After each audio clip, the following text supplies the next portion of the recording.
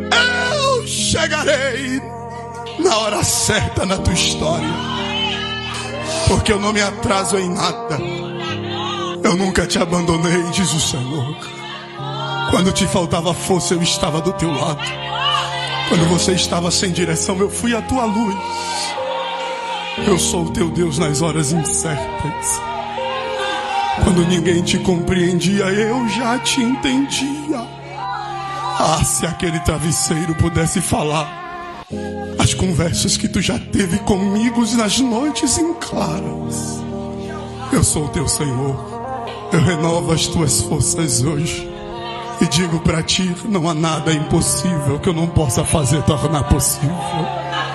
Eu seguro a tua mão nesse processo e digo para ti, acaba hoje essa luta disso, Senhor.